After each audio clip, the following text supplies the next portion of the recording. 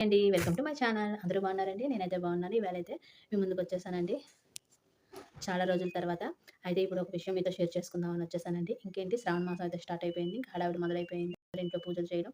ఇంకా ఆడవాళ్ళకే ఇంక శ్రావణ మాసం స్టార్ట్ అయ్యింది. ఖర్చులు కూడా పెరుగుతాయి. అప్పులు కూడా పెరుగుతాయి. అన్నీ పెరుగుతాయండి. అయితే ఈ శ్రావణ మాసంలో చిన్న చిన్న పొరపాట్లు చేయకుండా, ఆర్థిక ఇబ్బందులు లేకుండా, ప్రశాంతంగా ఉండాలంటే నేను కొన్ని విషయాలైతే చెప్తానండి. ఇది ఎలాంటి వాళ్ళకంటే మధ్య తరగతి వాళ్ళకండి. ఎందుకంటే వీళ్ళు అప్పు చేస్తే తీర్చలేనంత ఇబ్బందుల్లో పడతారు కాబట్టి వాళ్ళకి ఉపయోగపడేలాగైతే కొన్ని విషయాలైతే చెప్తానండి. ఎందుకంటే నేను కూడా అక్కడి నుంచి వచ్చిన దాన్నే కాబట్టి ఆర్థిక ఇబ్బందులు, ఆరోగ్య ఇబ్బందులు ఎలా ఉంటాయి, ఇవన్నీ ఫేస్ చేస్తూ శ్రావణ మాసం సంతోషంగా చేసుకోవాలంటే చిన్న చిన్న విషయాలైతే మీతో షేర్ చేసుకుంటానండి. ఇంక శ్రావణ మాసం స్టార్ట్ అయిందంటే ఆడవాళ్ళకి ఖాళీ ఉండదండి.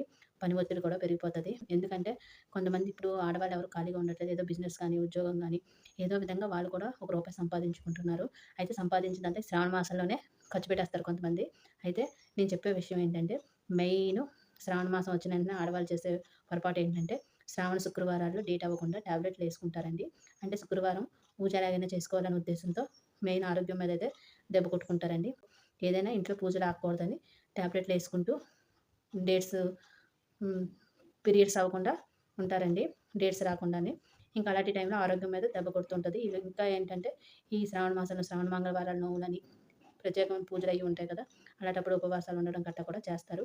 ఓ పక్క ఇంట్లో పని ఒత్తిడి, ఒక పక్క ఉద్యోగం ఒత్తిడి గాని, వ్యాపారం ఒత్తిడి గాని, ఇంకో పక్క పిల్లల విషయం గాని, ఇవన్నీ ఆడవాళ్ళకి ఒత్తిడి పెంచి చాలా ఇబ్బంది కలిగిస్తాయండి. అయితే కొంతమందికి చేసేవాళ్ళుంటారు. మరి కొంతమందికి పని చేసేవాళ్ళు కూడా ఉండరండి. ఎందుకంటే ఒక్కొక్క ఇంట్లో ఆడవాళ్ళే ఆల్ రౌండ్ అన్నట్టు ఇంట్లో పనంతా ఆడవాళ్ళే చేయాలి. బయటికెళ్ళి సంపాదిస్తారు. లేకపోతే ఇంట్లో బిజినెస్ చేసి సంపాదిస్తారు.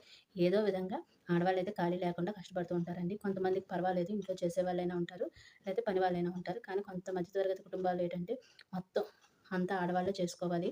చేసుకొని ఇంటా బయట మొత్తం పనులన్నీ చేసుకొని రావాల్సొస్తది. అలాంటప్పుడు వాళ్ళు ఒత్తిడికి లోనవుతారు. కాబట్టి కొంచెం పని తగ్గించుకోండి. లేట్‌గా చేసుకున్నా పని పర్వాలేదు కానీ అంత పర్ఫెక్ట్‌గా ఉండాలనమాటికి. ఎప్పుడు ఫ్యాన్ చేయకండి. ఎందుకంటే మన ఆరోగ్యం మీద కూడా మనం శ్రద్ధ చూపించుకోవాలి కాబట్టి, మెయిన్ చిన్నపిల్లలు ఉన్నవాళ్ళు కూడా ఒత్తిడికి గురవ్వకుండా జాగ్రత్తగా ఉండండి. మెయిన్ ఆరోగ్య విషయంలో అయితే చాలా జాగ్రత్తగా ఉండాలి. ఈ శ్రావణ మాసంలో ఎందుకంటే మెయిన్ ఆడవాళ్ళు డేట్స్ రాకుండా టాబ్లెట్స్ ఏసుకుంటూ ఉంటారు. ఆ టాబ్లెట్స్ మటికి వేసుకోకండి. ఈ శుక్రవారం పోతే వచ్చే శుక్రవారం అయినా చేసుకోవచ్చు. 4 శుక్రవారాలు ఉన్నాయి కాబట్టి టెన్షన్ పడకుండా పూజ అయితే చేసుకోండి. ఏం అవ్వదండి. మనని ఏ దేవుడు కొట్టేయడు. అది మన ప్రకృతి. ప్రకృతి ఇచ్చిన ధర్మం ప్రకారం మనం ఏ టైంకి ఏం జరగాలో అదే జరుగుతుంది. కాబట్టి టాబ్లెట్స్ ఏసి మటికి మెన్సెన్స్ ఆపకండి దయచేసి. ఇది మీ ఆరోగ్యంపై రేపు చెడు ప్రభావం చూపిస్తుంది. ఇంకో రెండోది ఇంకేముంది బంగారం విషయంలో. చాలామంది చీటీలు కట్టుకునో లేతే ఏదో చేసి బంగారానికి డబ్బులు దాచుకుంటారు. వరలక్ష్మి చీటీలో ఏదో చీటీలేసుకుంటారు. ఆ టైంకి డబ్బులొస్తే బంగారం కొనుక్కుందామని ప్లాన్ చేస్తారు. ఇప్పుడైతే బంగారం రేటు పెరిగింది కదా! పెరుగుతోంది కూడాని. ఇంక బంగారం కొనే ఛాన్స్ అయితే కొంతమందికి లేదు. బంగారం కొనలేని వాళ్ళు బాధపడకండి. అలాగే ఎందుకు బంగారం కొనే పూజ చేయాలని పెట్టుకోకండి. ఎందుకంటే బంగారం లేకపోయినా పూజ చేసుకోవచ్చు. ఇంకొకటి అప్పులు చేసి అంటే ఎక్కడైనా అప్పు తెచ్చి బంగారం కొని పూజ చేయాలని మటికి ఎప్పుడు అనుకోకండి. శ్రావణ మాసంలో అప్పు అస్సలు చేయకూడదు. అంత ఇబ్బంది అంటే ఏదైనా పీకల మీద కత్తి అంటే మరి తప్పదు.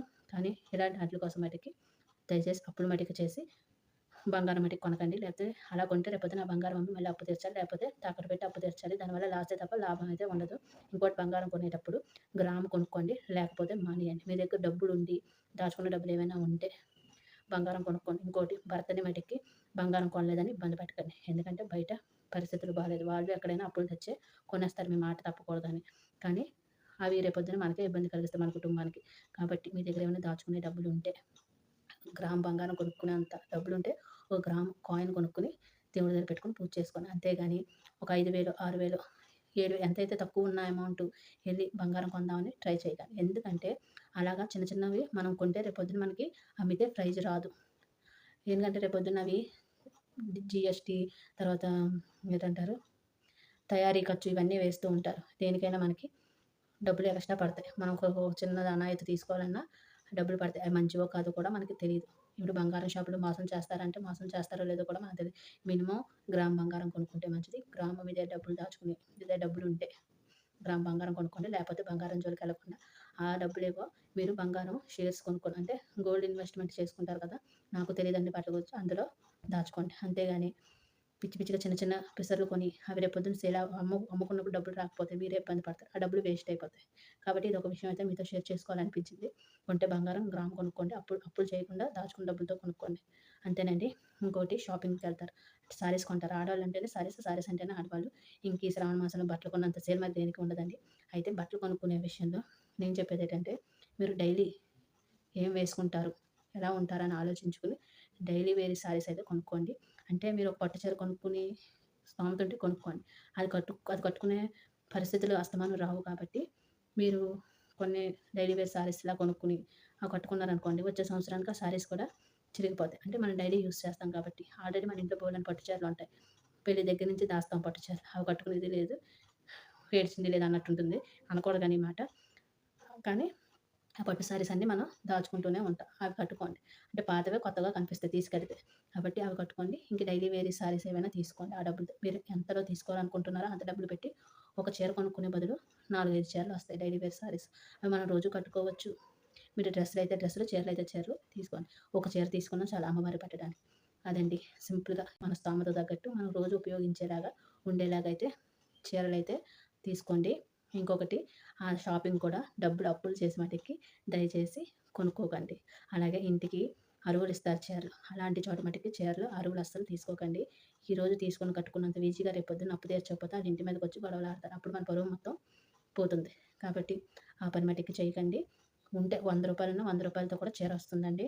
కొనుక్కోవాలనుకుంటే. మనసుంటే మార్గాలు బోలెడన్ని. ఎక్కువ రేట్‌లో కొనుక్కొని అప్పుల పాలైపోయే బదులు అలా తక్కువలో కొనుక్కొని ఉన్న డబ్బులు జాగ్రత్తగా ఎక్కడైనా ఇన్వెస్ట్‌మెంట్ చేసుకోవడం మంచిది. బ్యాంకులో అయినా పెట్టుకోవచ్చు. హ్మ్. లేపోతే ఎందులోనైనా ఇన్వెస్ట్‌మెంట్ చేసుకోవచ్చు. లేకపోతే ఇంకా ఆ డబ్బులకి ఇంకొంచెం డబ్బులు వేసుకొని బంగారం అయినా కొనుక్కోవచ్చు. అదండి బట్టలకు మటికి దయచేసి ఎక్కువ అమౌంట్ పెట్టకండి. రోజు డైలీ ఏం వేసుకుంటారో చూసుకొని దాన్ని బట్టి మీరు శారీస్ కొనుక్కోండి. శారీస్ అవని, డ్రెస్సులు అవ్వనివ్వండి ఏవైనా కొనుక్కోండి. ఇది మటికి నేను చెప్పే ఒక మంచి మాట అనుకోండి. మీకు ఇష్టం ఉంటే వినండి. లేకపోతే మానేయండి. నాకు తోచింది, నాకు అర్థమైంది మీతో షేర్ చేసుకోవాలనిపించింది. ఇంకొకటి ఒకళ్ళని చూసి వాళ్ళలా మనం ఎందుకు చేసుకోలేదు, వాళ్ళలా మనం పూజలు ఎందుకు చేసుకోలేకపోతున్నాం, వాళ్ళలా మనం ఎందుకు ఉండలేకపోతున్నాం అని మటికి అనుకోకండి. ఎవరి స్థితిని గతిని బట్టి వాళ్ళు ఉండగలరు. నేను ఒకటే చెప్తానండి. దేవుడు అంటే ప్రకృతి, ప్రకృతి అంటే దేవుడు. నేను అదే నమ్ముతానండి. కాబట్టి మనం ఉన్న దాంట్లో పసుపు, కుంకుమ, పువ్వులు, గాజులు, ఒక జాకెట్ ముక్క, అమ్మవారికి పెట్టి పళ్ళు, కాయ అంతేనండి. పెట్టుకొని పూజ చేసుకుంటే సరిపోతుంది. నేనైతే ఒక రూ. 1000కి మించి ఎక్కువ పూజ ఖర్చు పెట్టుకోనండి. నేను ఇది చాలా రోజుల నుంచి శ్రావణ మాసంలో ఫాలో అయ్యేదే. నేను ఏ పండగైనా పెద్ద హడావిడి పడిపోయి ఒళ్ళు గుల్ల చేసుకొని, ఇల్లు గుల్ల చేసుకోనండి. ఎందుకంటే మన ఇంటి పరిస్థితులు బట్టి, మన పరిస్థితులు బట్టి, మన ఆర్థిక పరిస్థితిని బట్టి మనం ఉండాలి. అంతేగాని శృతి మించిపోయామా రేపొద్దున పడవలసిన బాధలు మనం ఈ రోజుల్లో అయితే ఎవరు మనని బాగుంటేనే పలకరిస్తారు. బాగోపోతే మన వైపు కూడా ఎవరు చూడరు. కాబట్టి ఆలోచించుకోండి. మీ పిల్లల భవిష్యత్తు, మీ భర్త ఆర్థిక పరిస్థితిని బట్టి ఆలోచించి నిర్ణయం తీసుకోండి. ఈరోజు రూపాయి ఖర్చు పెట్టినంత ఈజీగా సంపాదించడం మటికి ఈ రోజుల్లో చాలా కష్టం అండి.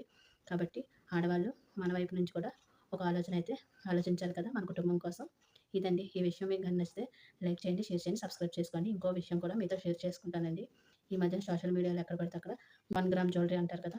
ఇప్పుడు రోల్డ్ గోల్డ్ వస్తువుల మీద తెగ లేడీస్ డబ్బులు ఇన్వెస్ట్‌మెంట్ చేస్తున్నారండి. ఎందుకంటే అవతల వాళ్ళు అలాంటివి వేసుకుంటున్నారు. సోషల్ మీడియాలో వాళ్ళు వేసుకున్నట్టు మనం వేసుకోవాలని డబ్బులు ఇన్వెస్ట్‌మెంట్ చేసి మరి ఆ వస్తువులు కొంటున్నారు. ఇప్పుడు బంగారం అనుకోండి అమ్ముకుంటే మనకి రేపొద్దున ఉపయోగపడతది ఆపదలో ఉన్నప్పుడు. అదే మీరు రోల్డ్ గోల్డ్ వస్తువులు కొన్నారనుకోండి అవి దేనికి పనికిరావు.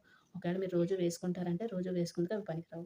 ఎక్కడికో వెళ్ళినప్పుడు ఒకసారి, 2 సార్లు ఏస్తారు. మళ్ళీ ఒకసారి ఏసిన ఫంక్షన్‌కి మళ్ళీ అవి రెండోసారి వేయరు. ఎందుకంటే చీరే ఒకసారి కడితే ఫంక్షన్‌కి రెండోసారి ఆ చీర కట్టుకుని వెళ్ళం మనం. అలాంటిదప్పుడు ఆ రోల్డ్ గోల్డ్ వస్తువులు కొని ఈ ఫంక్షన్‌కి ఏసుకెళ్ళి మళ్ళీ అదే వేరే ఫంక్షన్‌కి కూడా మనం వేసుకెళ్ళలేం. కాబట్టి రోల్డ్ గోల్డ్ వస్తువులు ఎంత అవసరానికి బాగా తగ్గించి చాలా లో కాస్ట్‌లో మీకు అవసరం ఏదో మన దగ్గర ఒక తాళి చైను, నల్లపూసలు అలాంటివైతే సింపుల్‌గా ఉండేవి. తక్కువ రేటువి. మీకు ఇంకా నాకు కొనుక్కోకుండా ఉండలేను. నా మనసు ఆగట్లేదు అనుకుంటే అలాంటివి చాలా తక్కువ కాస్ట్‌లో ఒక రూ. 100 కన్నా ఎక్కువకెళ్ళకుండా అలాంటివి కొనుక్కుంటే మంచిదండి. ఎందుకంటే అవి మనం వాడం కాబట్టి వాటి వల్ల కూడా మనకు డబ్బులు చాలా లాస్ అవుతాయి. మనకు తెలీదు ఖర్చు పెట్టేసుకున్నాక బాధపడతాం. అయ్యో! ఈ డబ్బులు మనకు మిగలటం లేదని. కాబట్టి ఇదొకటండి. ఈ శ్రావణ మాసంలో మీరు చేసే తప్పులు ఆరోగ్య విషయంలోనే, ఆర్థిక పరంగానే, రోల్డ్ గోల్డ్ విషయంలోనే, బంగారం విషయంలోనే చాలా జాగ్రత్తగా ఉండాలండి. ఎందుకంటే ఇదే వ్యాపారం ఇప్పుడు. ఎందుకంటే ఈ ఆరోగ్యం అనేది మన చేతిలో ఉంటుంది కాబట్టి మనం జాగ్రత్త చేసుకోవాలి. ఈ 3 విషయాలు మటికి మనం జాగ్రత్తగా నిర్ణయం తీసుకొని ముందుకెళ్ళాలి. శ్రావణ మాసం అంటే మనకు సంతోషాన్ని మిగల్చాలి కానీ శ్రావణ మాసం వెళ్ళిపోగానే అయ్యో! ఇంత ఖర్చు అయిపోయిందని బాధపడుతూ కూర్చోకూడదు తల్ల పట్టుకుని. కాబట్టి శ్రావణ మాసంలో వీలైనంత వరకు మీకున్న ఆర్థిక స్తోమతను బట్టి పూజ చేసుకోండి. ప్రశాంతంగా ఉండండి. కుటుంబంతో సంతోషంగా ఉండాలని, అందరూ హ్యాపీగా ఉండాలని మనస్ఫూర్తిగా కోరుకుంటూ, నేను చెప్పిన మాటలు ఎవరికైనా బాధ కలిగిస్తే క్షమించండి. నాకు తెలిసిన నా అనుభవాలు బట్టి నేను ఈ విషయాలైతే మీతో షేర్ చేసుకున్నానండి. వీడియో గాని నచ్చితే లైక్ ఇవ్వండి, షేర్ చేసుకోండి, సబ్స్క్రైబ్ మటికి కంపల్సరీ చేసుకోండి వీడియో గాని నచ్చితే.